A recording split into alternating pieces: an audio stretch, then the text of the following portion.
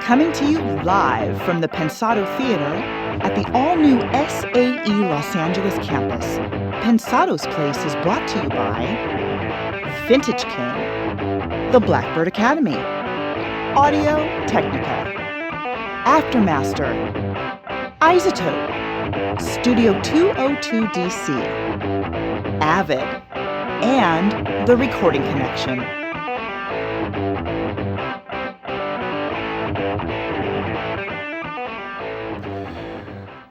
Our guest is an engineer who truly created a revolution. Yahoo is all over it, and we get to bring him exclusively to you. Pensado Awards 2015 are on and popping. Important details upcoming. Graduate shout-outs, brand new ITL from the Master Blaster himself. We're locked and loaded. You're at the place. It's Pensado's Place.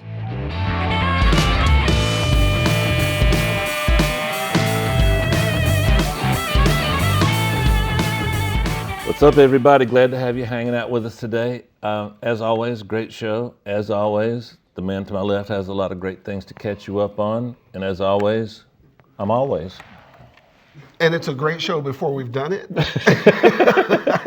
That may be premature or something or another. Well, I've seen parts of the show. Oh, that is true. That is true, actually. So, well, shall we get to it? Let me explain that. Okay, go ahead. Sometimes we have the opportunity to get a little bit of time with some friends that we might not be able to catch later on. So we filmed those ahead of time. And a dear friend of the show, an early adopter and lover of the show, dropped by and we just spent some time with him and I share that with you today. Absolutely. So we do that from time to time. We do it a lot, actually. We shoot out a sequence and make That's a much shorter way to say it. That's my job. So shall I say some short stuff now? Well, if I don't say long stuff, you don't have a job. Oh, that's true. That's true. So it's a team. There we go, bro.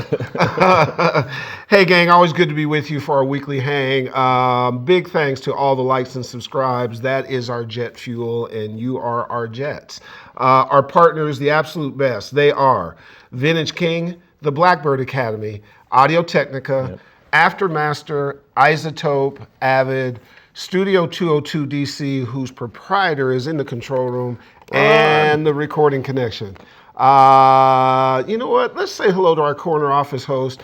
He's the Hungarian health nut who goes by the name of... Well, Herb, I don't mean to correct you because you've only been wrong once in 20 years, but it's Dr. Changor. Oh, that's He's true. just graduated. He's got a new degree. It's a PhD, right, Changor? I would hope so. The key is, what does the P stand but you know for? What? You know what? He got a 4-year degree from a really good school, Art Institute. And we went. And we were there. And we heckled him, of course, appropriately. Herb and I yelled out in dulcet, malevolent tones. And you guys threw stuff. We did. And we kept yelling it until he heard us. But you know, Changor,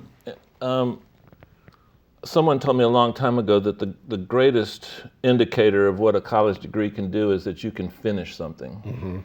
And that when you need to get information, having spent 4 years trying to gather information, you've learned how to get information. You don't have to memorize everything you learn in school, but just know how to have access to information when you need it. So is that how you feel? Give me a handshake, man. That's incredible. Congrats, Changor. Thank you, guys. And the other thing, we're a little bit proud of this guy. He didn't just graduate. He's like a 3.7 dude. His project was picked as the project of the quarter. Like, Changor is He's a beast. He's a real kind of Excel type guy. He's heading to Japan shortly for a couple weeks with his girlfriend and parents.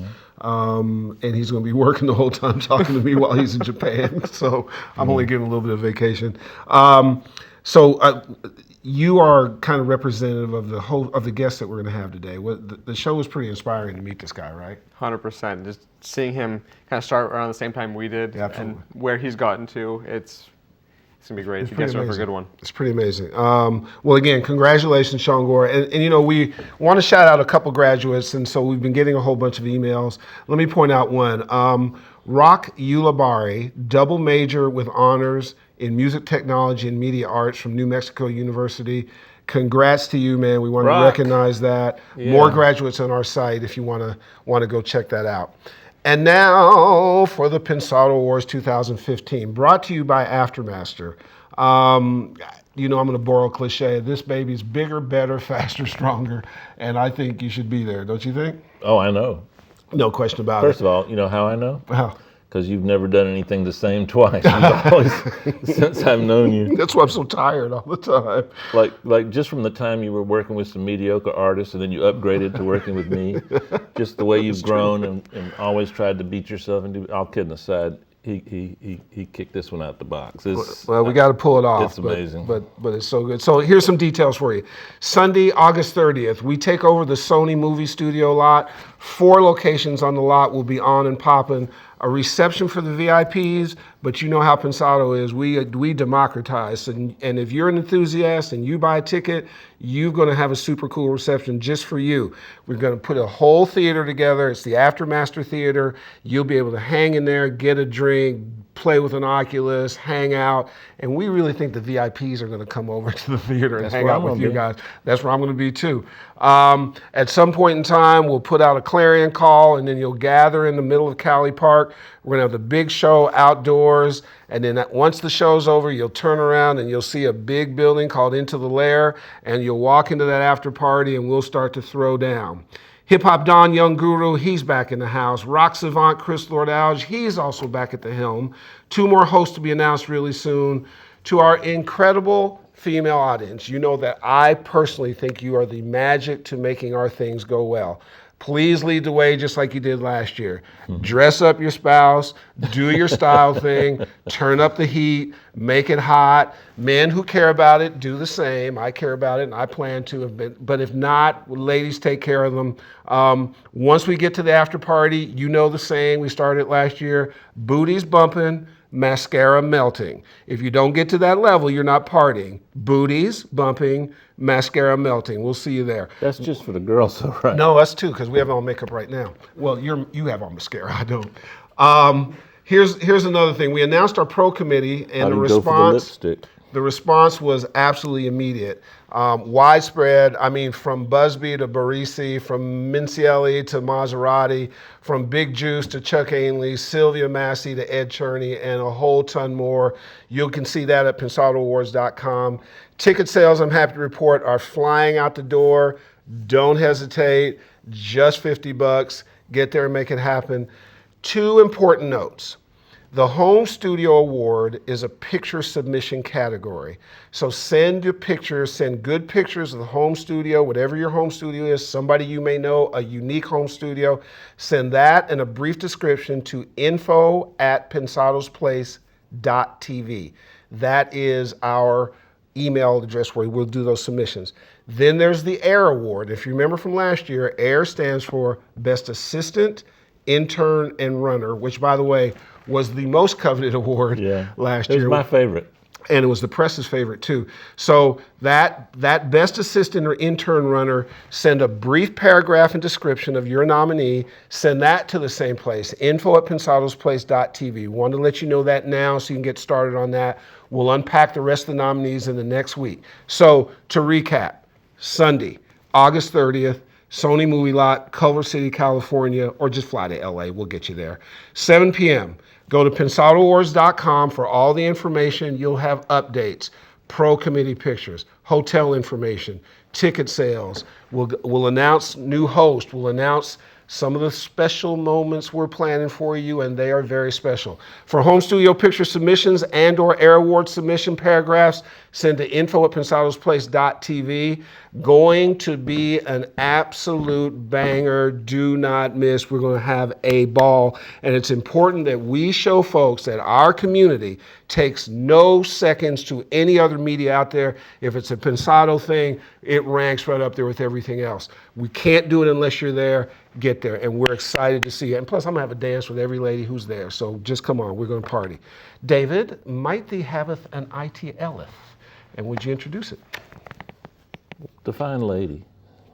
Do I need to for you at your age? Well, it's a new age, man. New times. I'm not going to go there. I've done a couple of these recently, but don't think this is a rerun or a retread. I've got another way for you to add some attack to your kick drum. I think this one's kind of elegant. Check it out.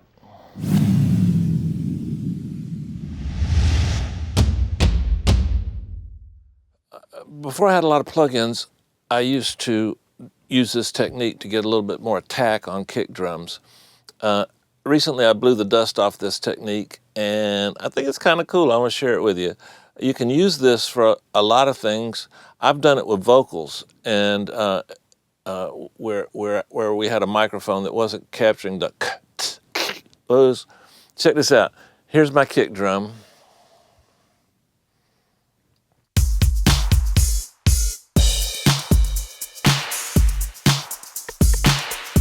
Okay, now I made a copy of my kick drum here.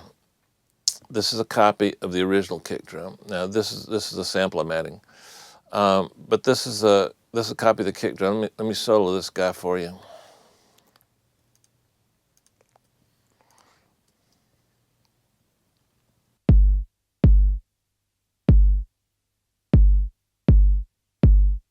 Okay, now what we're going to do is we're going to emphasize the attack on that.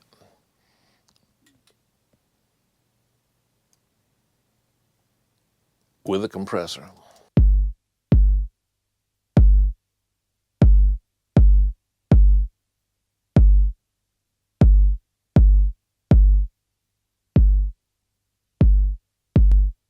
You notice I got the gain cranked 25 dB. So now what I'm going to do, and I'm going to roll off everything below 800 and everything above 5K. And I've added a little bit of peak here. Okay. Now watch what happens when I add that back into the original.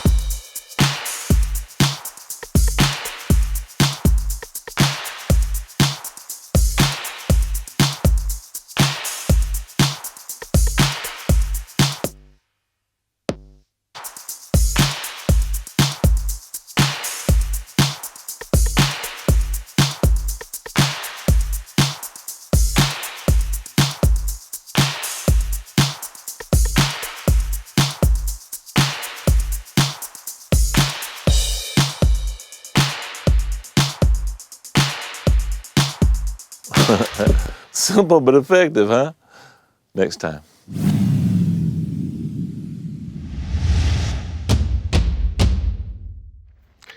Recording Revolution started about the same time as Pensado's Place. Will Thompson made sure that we watched and we admired it from afar, and we thought it was time to have the proprietor at our desk. We're happy to have you meet Pensado Wars media partner, the creator of Recording Revolution. There's a great article on Yahoo on him right now. Please enjoy our conversation with Graham Cochrane. One of the beauties about what we do is we get to observe people that we admire, and we watch what they do and how they do. We learn from it. Sometimes they learn from us. And we just decided to have some of our friends on who do what we do. Our guest talked with Dave a couple of years ago on April Fool's, and then I ran into him at NAMM and we started talking. We were like, we've got to do this. So 6 months later, we were absolutely thrilled to welcome to this desk Mr. Recording Revolution himself, Graham Cochrane. Hey, man. Man, what's up, How are you, man? Great. Absolutely. So we finally pulled it off, huh? It's actually happening. I know, absolutely. You know, since we started the show, we started our endeavors about the same time. Obviously, your career as a mixer and somebody who's an engineer, that's another conversation we'll get into.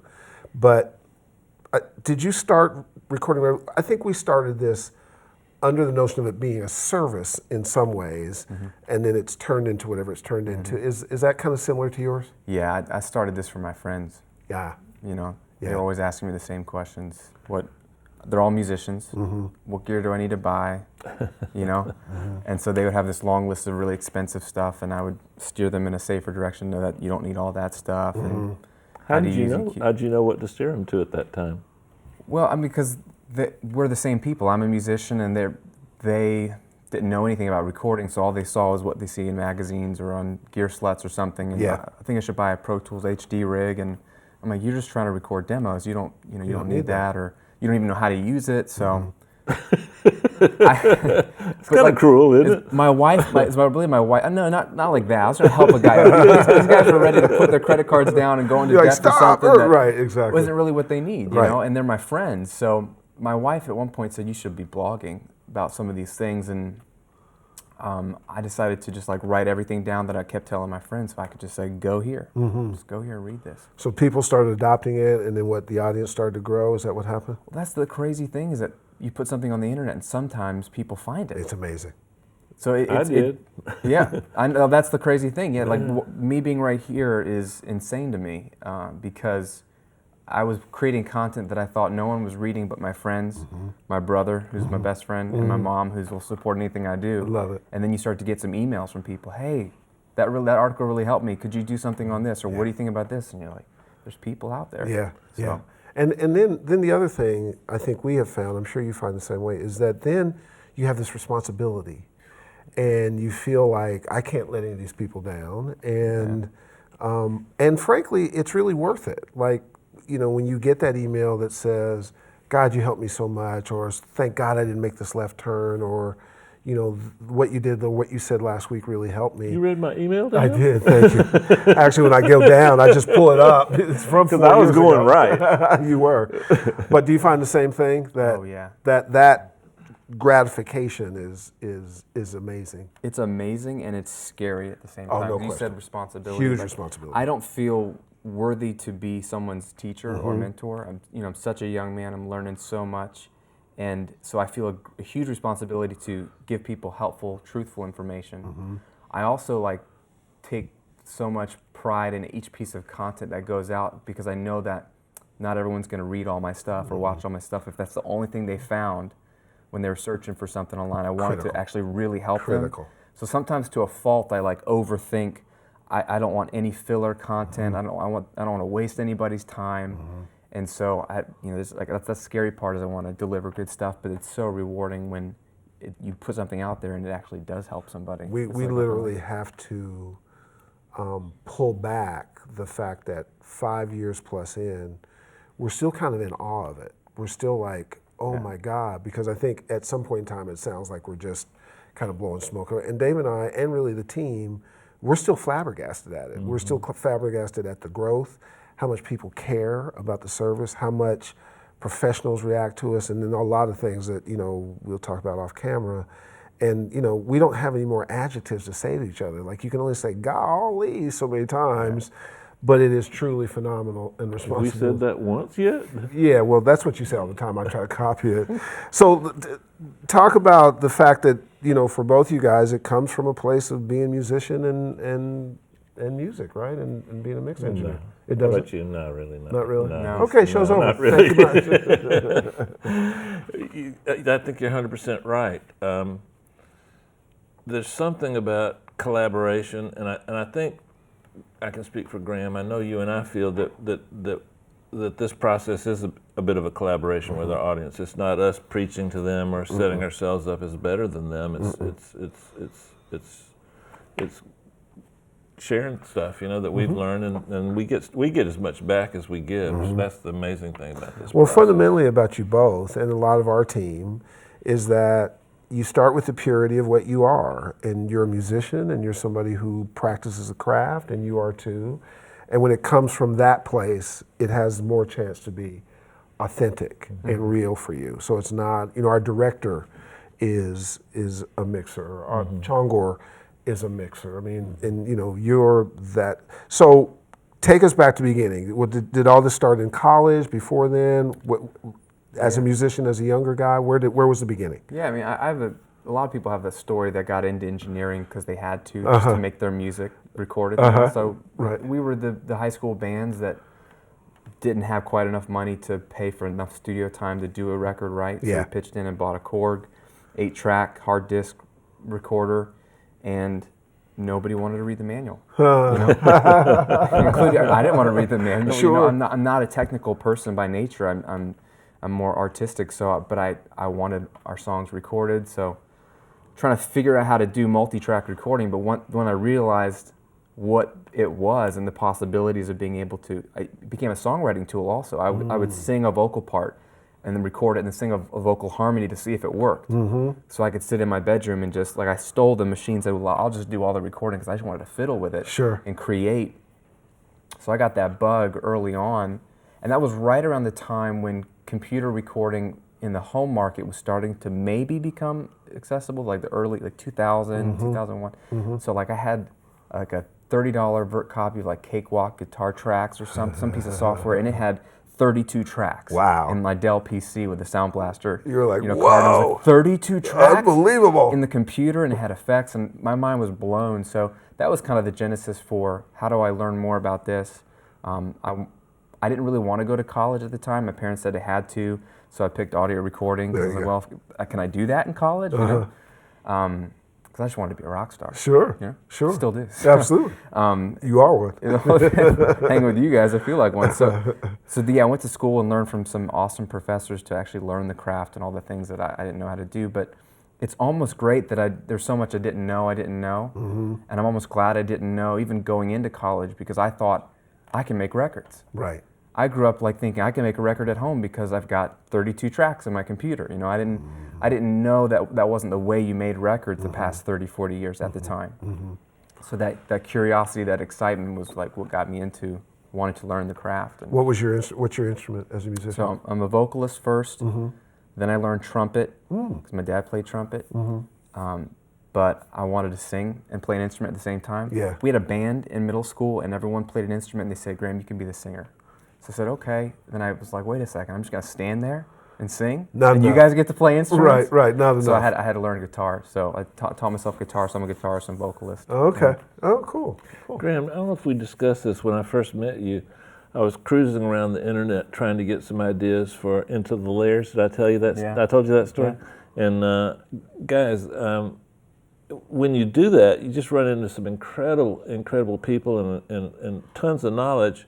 A lot of my Into the Lairs are things that that I run into in the course of my work, but I wanted to find some things that people starting out were interested in. Now, Graham's not starting out, but some of the questions that he was answering and some of the techniques he was describing, I think it was a parallel, a multiband compressor thing that I was looking for. I was trying to see where people got hung up with those and that kind of stuff, and we had a great conversation. But in the course of your, this is a long ass question.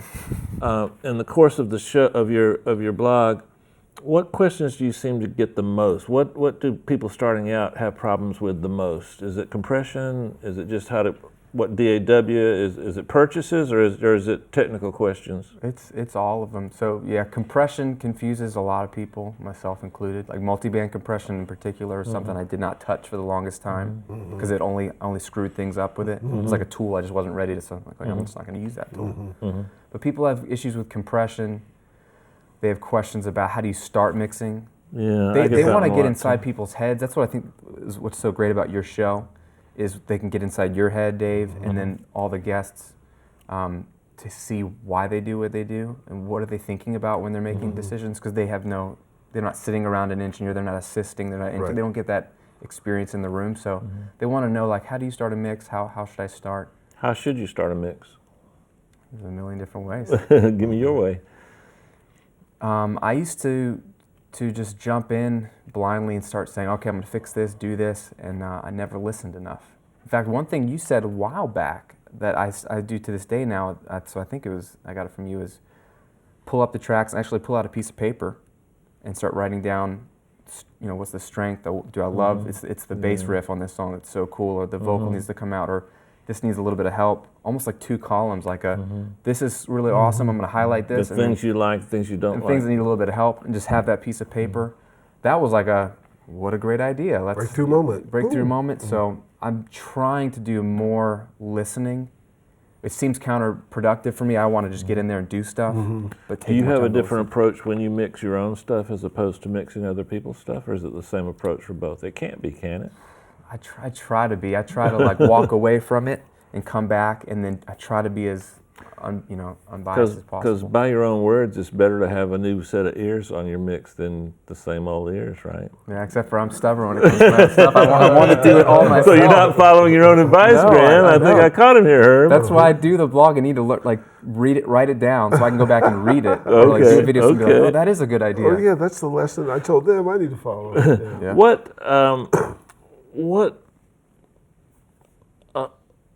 What technique did you finally master that made you think, you know what, I can do this? because for me it was compression. When I finally built my own compressor, but I still didn't know how to use one. Wow. I built it, still didn't know how to use it. But That's then impressive. finally, I guess about 2 or 3 years after, I'd been engineering a while before I felt I kind of understood it. It still confuses me sometimes, but I think I got a handle on it. What was it for you? For me, the big breakthrough was getting EQ right, actually. So I had like really muddy mixes for a long, long time, and then I went the other direction, had really harsh mixes. So kind of coming to a place where I actually was able to EQ things where, like, especially if you listen to it in mono or on a really crappy speaker or far away from the, where you're not in a nice sweet spot and you can still pick out every instrument. And when I got that EQ balance right, that was huge for me, because then I finally felt like I could play a song that I mixed on my iPhone and I could pick out everything. It sounded good. And I could never do that. I could get something that sounded good in the room, but I could never get it to translate. And I think EQ had a huge part in that. What you get a lot of information from other people that want you to mix for them and do various things for them. I don't want to use the word mistake, but what roadblocks do you seem to that people have in terms of their growth as an engineer? So that's Graham stuff, man. I was overcome with it. I mean, I liked your question, but I just needed to feel the Graham vibe. So go to his website, and that stuff is What there. I was noticing is no, I was going to break it down for you. Okay. Gotta let that threw me off. Yeah, what things seem to trip people up the most in terms of when you get something that they've recorded, and this is a trick question, because I'm looking for things to kind of share with the audience in terms of techniques myself. No, one thing that's relatively easy to fix, but everyone seems to do, is they record everything too loud. Oh. So I get tracks that are just pegged, like they're super, super loud, and I have to use clip gain, or I have to trim everything down so that by the time it hits the master fader, it's not, blowing up the converter. So they record everything loud, so I'm always turning things down. And then I think a lot of people who are recording haven't had a lot of time learning how to arrange music. Maybe they haven't played out live enough or been in bands for long enough to figure out how powerful a good arrangement is. So they just record tracks that don't need to be there. They've got like layers of guitars that are sort of redundant, or they just haven't, or the hook isn't any bigger than the verse. It's just all kind of either really loud or really quiet. There's no dynamics. So as a mixer, with the type of stuff I'm getting, if it's really bad, it's when there's no good definitive arrangement. I have to somehow create excitement that's just not there because they didn't arrange it. What I've found, just in representing your interest and then in talking to guests, is because there's so many tools, there's sort of less preparation. They just go, you know what, I can get it all out, I can get it all in, and somebody else will fix it, instead of, this is what I need to do so that my song structure is the best, the arrangement is right, I've put some thought into how I'm going to record it, how I want somebody else to get it to make their job easier. And that's something that I think our audience should learn, that time spent, it enhances your opportunity for success, it enhances your opportunity for a better mix, it enhances the opportunity for guys like this to go, yeah, I'll do that. This is somebody who cares enough about it. That process is really important, and I think a lot of people don't learn. Does that make sense to you guys? Oh, yeah. Yeah. 100%. Probably the worst day of my professional career was the first time in LA I walked into a major studio and saw the remnants of a really great mixer and realized that he didn't do anything special. He didn't do anything that I couldn't do.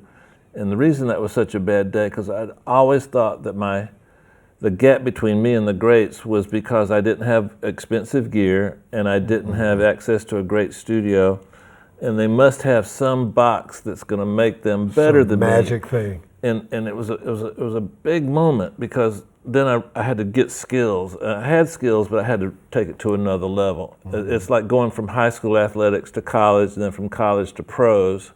It's the same people, but man, the difference between a high school player and a pro player. Big difference. Yeah, what was that moment like for you? Because I think there's this conception out there that inexpensive gear, you can't make good records with it, and you can. I mean, we ask a lot of guests, what's your favorite piece of gear under 200? And they're using these on records. And the studio I started at could be called not that good, but it was good enough to make records, and I should have been better. But I always kind of blamed it on I didn't have the same gear as everybody else, you know? In your workflow, do you have things that are not expensive that give you what you need? My workflow, some people laugh at my setup. This is the whole deal with my ethos, and the recording revolution is like an extension of the way I've always seen recording and mixing. That's what we like about it. And so some people get it, and it encourages them and helps them, and some people, they can't stand it, you know, and that's okay. I think we live in an incredible era. That's why I call it's a revolution. Sure. 20 years ago, 30 years ago, you couldn't people thought about it. Yeah, there's people that are making records now that wouldn't have had that opportunity because the gear was too expensive. So the access, the barrier of entry's come down, and I think that's a fantastic thing, because then what it does is separate the talented and the people with good songs from the people that aren't talented without good songs, or the people that are willing to work. It's no longer about, can I afford the gear? It's do I really have something to share that's really, you know, engaging, and is it really good? Right. So the message from my perspective is either, like you're saying, Dave, either a discouraging one at first of, oh, there is no magic bullet that I can buy to get where I want to go. Because I think part of us wish we were able to just buy our way to better recordings and mixes. It's almost an easier, I'll just plunk down the credit card or save up and then I'll get there. But it's also an encouraging message, because you can make the progress on your current setup today. It's actually something you can learn. You can learn this craft.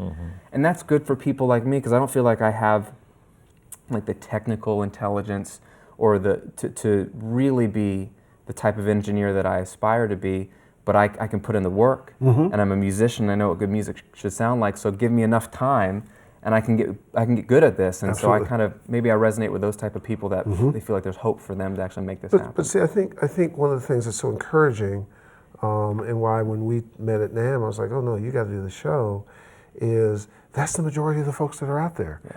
The percentage of people that are doing the big records for record companies and so forth, you know, I say this all the time, because I came from outside the audio industry, I came from the record business, so I've had a lot of experience with artists and executives and all that kind of stuff. The people that sit to my left every week for the last 220 some odd episodes are friggin' brilliant. And their talent level and their artistry and their craftsmanship are amazing and really broad. And those are the cream of the crop, but they're all dealing with a pie about this big in terms of what the economics are. Then the audio world is all this big space full of people with all kinds of opportunities to do things, and that's what I think we should speak to and be encouraging and talk to. And that isn't always about you're nothing unless you get to this space. This is, you got two guys could have a digital show that's doing what we're doing, 5 years, unheard of, unheard of. Chongo, you got some questions over there? Hey, can I stop you real quick, Chongo? Before we started hanging out and doing the show, I never thought about the vastness of the space of audio. Yeah. I was so focused on mix engineering that I didn't even consider tracking a viable profession, you know, and now I think it's the coolest part of our profession. But well, to your point, you've actually opened up a lot of my eyes about the different, like, post and Foley and all that. And also, remember when we came through, and you may or may not have seen this, it was sort of a step down for guys in your space to mix things off the internet. If you weren't doing just record stuff and talking to record companies, you were like, ooh, and I was like, that's psychotic. Who is, because the other thing that happens, which we don't talk about much on air, is there, and particularly in the first 3 or 4 years, I'd say 20%, 30% of our guests after the show, if we go clear, they'd go, hey Herb, can we talk about management? Because there's just not that out there now. And I was like, well, what do you do? Well, I'm just record company. I was like, no, there's this whole thing out there that will actually value your service more. They're honored to work with you. They never thought they'd have the shot. You get much more variety of things that keep your chops up. It's global just by nature of it. Why would you miss that whole marketplace? And then, once we made that transition. So anyways. This first one's from Mitchell Howell. Does your workflow differ when you're working with worship leaders versus normal artists? Ooh, great question. Great question. So worship leaders aren't normal artists. And that's a great answer. For like mixing, you think that's the? Mixing or recording? I mean, a little bit, because I've done a lot of work with worship leaders in church, I guess contemporary rock church music. Because a lot of my friends, that's I played in worship bands and still do at times, and so a lot of my friends were musicians in those. Oh, I didn't know that. That's fabulous. That's actually how I started doing more freelance mixing, as I started to do all the worship bands and all these churches in Virginia for a while, and now some in Florida. Great space. And all over. I'm actually doing a record for a church in Little Rock. Like, again, it's all Great global. space. So Love it.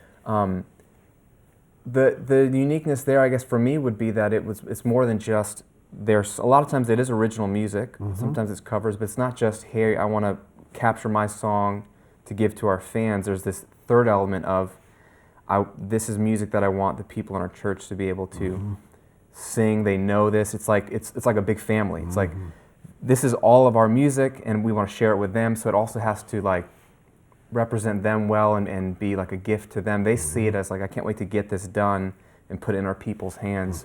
And they're more than just fans, because it's like they're like part of the band, because they're all singing the songs together. Shouldn't that be the way all records are made and thought of and conceived? I think it's a beautiful way to think about it, absolutely. I think we've gotten away from that a little bit. Yeah, maybe. I'll go farther. I mean, I was a guy who was brought up in church, and I think that you have that obligation in terms of technically making it correct. You have the obligation to the audience who it's important to them. But you also learn, and we advise people all the time, I do, whether it's on air or by email or publicly or privately, houses of worship are a great place to go learn your craft. That's so true. And now more and more of them have full-blown audio. There's all the gear that you see that you're facing, you'll find that in a church. You'll find recording environments. And music is so important.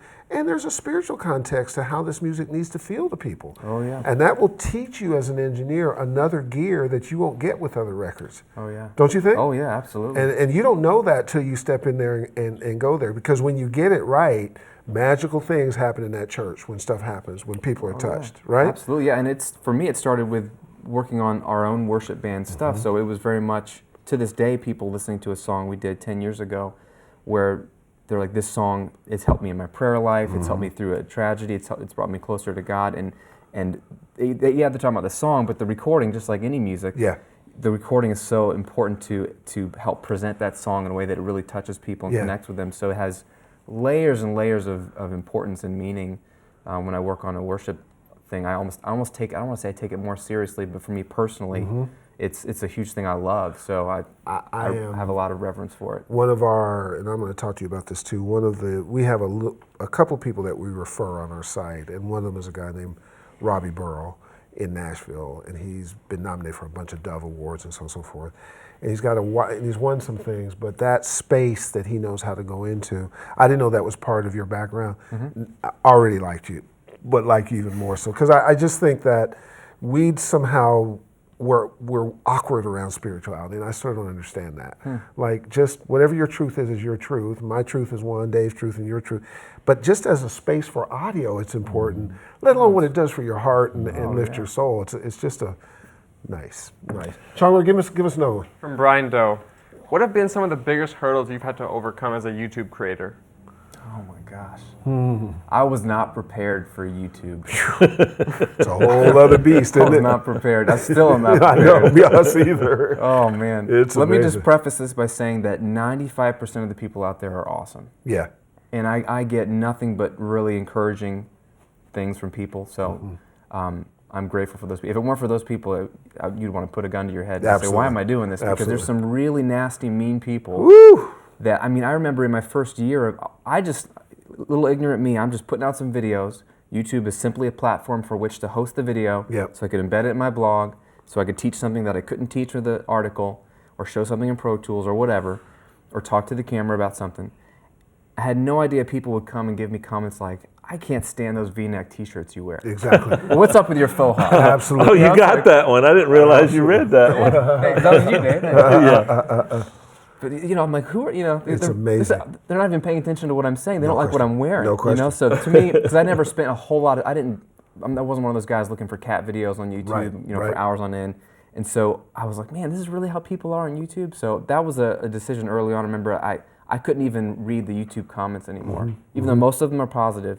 So I have to apologize to people that do try to comment on YouTube. I try to live in like my blog comments land and email and Twitter. I have to kind of pick my places that I can consistently respond to, but YouTube became a dangerous place. So the hurdle for me is just not having my soul crushed. No question. That's the hurdle. But I think that's a really important that's a really important point, because we have asked that Pensado's place, whether it's our site or whatever the case may be a place that is a place where you come for good feelings. There's plenty of places to go to have negative feelings, and it doesn't mean that you have to agree with us. Dissent is okay, but civility is something that's at least required. I'm going to, and I think it's okay to expect it, and I can choose whether to engage with it or not. Because I feel like you. I can man up and we're successful and all that kind of stuff, but I'm also suppressing the need to defend yourself. Yeah, and fire back and say, "Oh, wait a minute, man." And I would just rather not. But it's interesting. I think we're learning the same thing. The mechanics of YouTube is another thing. The interaction with the company, because we've had an opportunity to sit with the folks at YouTube, and that's a whole.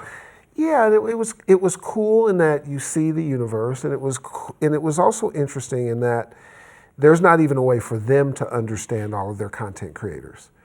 They'll look at your metrics. There's just too much. Right. And so when I sat with them, they were sort of flabbergasted at what we did. Wow. And I was like, wow, this is interesting. So for all you folks because I believe and we teach that everybody is a content creator now. Everybody's in digital media, whatever degree that you do it or not, but there's things you have to learn and be prepared for in order for your stuff to be received successfully, let alone what you have to do to make it good enough to be received. Yeah. It's an undertaking. Yeah, it's not. It's work. How's your arm, man? Can I ask one more question? You can ask two more. Okay. So what one thing did I say or show that most contradicts something you said and showed? What thing am I most wrong about? I want to know. Now, you're a professional in the space. You're obligated to answer that question. I'm obligated to answer that question. He's already blushing. Right? I'm trying to think. I'm trying to think of something that really was or polar opposites on. I don't even need 180 degrees. I'll take 90 degrees. Having a co-host. Damn, I feel bad. Well, one thing, I don't know. I know you talk a lot about how long it takes you to mix. You almost seem to be hard on yourself. That's a good one, because you advocate quick, and I openly admit I'm not the quickest mixer in town. Well, you're not advocating long mixing. You're not saying, hey, take 3 months to do a song. You're just describing. Technically, I'm not sure you haven't talked to me yet. Technically, I'm not sure I advocate anything I do other than just the concept, the exact application. I want that to be your creativity, the concept I advocate. But I'm glad you brought that up, because I'm actually leaning more towards your way than my old way now. Now I'm actually trying to get something done quickly that I can sit back and see what I have, and then I can add to that. Think of a chef. Oh God, I've been waiting for this day for a Think long of a chef. You don't just start chopping up stuff and throw it in a pot. Well, So I've separated some of the early processes away, and I think it's helping me a lot. No, definitely. Well, let's just say that what you're doing is working. Yeah. Well, you have to change anything, but but it's a new world. You know what I'm saying? It's like you have to evolve or die. Yeah, none of us should be doing what we were even doing last month, much less 3 or 4 years ago, and I certainly changed. So speaking about evolving, we've got a spiritual, lead singing, athlete, blogger guy here, which means your batter's box is probably in trouble. Why don't you tee it up and let's see how he does. This boy went to school in Virginia, lives in the South, where you're from, and there's athletes there. So is Miami really the South? Is Tampa really the South? Everything we above have more Tampa, New Yorkers in Tampa. Everything above Tampa is South Georgia. So right, but below Tampa, it's a different place. Let's see what happens. I know the athletes down there are good. Ooh, you took off your glasses. You're really getting ready for this one. Here we go. Batter's box is up. Ooh. Okay, EQs, equalizers. I like the SSL channel strip. I ain't gonna lie. It's got bat speed. Delay. I just got Echo Boy, finally. Ooh. And that's been really, really cool, working on a mix. That was invented in the 30s. I know. I'm late to the game. Reverb. I'm really bad at reverb. Honesty gets your points, though. When you go to his site, don't look up reverb. Don't look up reverb tips at Cochrane, 'cause I don't know what I'm doing. That was a curveball. Vocals. Lots of compression, stacking compressors. Sidechain. Never use it. Multiband compressors. So, stole this from Greg Wells. I like to use, I use Ozone, but I like to use like the 2 mid bands instead of the top and bottom. Just like compress the 2 mid bands a little bit on the mix bus, and it gets some little excitement Don't get there. cocky. Hey, I told you I stole it. It wasn't my idea. It was a good idea. Mic pre's. You know, I just got an ISA, a Focusrite ISA, one of the channel strips. Playing with that, I like that. If your little precious blog caught fire, what one thing? It's not just the question; it's the fact that you do some sort of look thing with it. Hey man, I gotta win one of these damn things. I'm trying hard here. I want Graham to win. The blog caught fire. I want Graham to win, but I still want to all respect me computers. when it's over. Right, I understand exactly. Always the conundrum. If your studio caught fire, what one piece of gear would you rescue first? I have a Martin. Love that D18? guitar. It's like the cheapest one they have. D16? Yeah, D1C something. I didn't even real know they boring made looking. numbers that low. Yeah. Did you get it at $99 store, 99-cent store? Yeah, it was more than $99, but yeah, I love that guitar. Well, Herbert, the man's a pro. I knew he'd do well. You know, he flew in here. He tossed in Greg Wells. I mean, What's that's that? cheating. I could toss in He big rolls names. that way. He I rolls know. that way. What can you do? You know what it does point out is there is a tightness to those of us that really enjoy enjoy the process as much as the destination, and the fact that you mentioned Greg, you know, big fan of his and dear friend of the show. Absolutely. And Greg actually calls us and tells us how to improve the show. That's how cool he is, you know. He got mad at us at last Pensado Wars. He was like, "No, you guys have to come out." And we were like, "No, we're not going to. No, you must come out." I was like, "Okay, Greg." He's a Canadian too, right? I think he is. Yeah. He is, I know he is. I know he Absolutely. is. Yeah. So, couple things. First of all, thanks, man. It was a long time man, putting this together. You don't know how humbled I am to be here. It's an honor. Oh, Super no, honor. it's an honor for us to have you. I'd like to go farther and request 2 things. One is you'd be fabulous on our pro committee for the Pensado Awards. Would you do that? I'd love to do that. And I think that you'd also be fabulous. It'd be great for us to have the Recording Revolution host in our Aftermaster Lounge and maybe interview some folks and see some things, and we'll share the content, and your audience can see and be part of the Pensado Awards, which we'd love to have happen. Yeah, that'd be cool. Would that be cool? Oh yeah, absolutely. You're in? Absolutely, man. Deal. Yeah, appreciate it. Dave, take He's us home. following some big footsteps, JJP footsteps. Those are pretty big I'm footsteps. actually putting him in a more special place. So Okay. make sure you go to our recall section. You see it right there below us. We have some exclusive content from today's guest, and you want to go catch that and enjoy that. Take us home, DP. Hey guys, I've said this before. I'm gonna tie it up with this. There's nothing more fun for me than cruising around the internet and finding a technique or a concept or something that I didn't know about or that I didn't fully understand and having it explained. That's how we met, and I think that you guys should do as much of that as possible. And I'm just so grateful for cats like this guy to my left, Graham, because no matter how much you learn and how much success you have, sometimes it's good just to see how other people do things. Not only does it give you a new technique, but it gives you assurance that the path you're on might be correct. Think about that. We'll see you next week.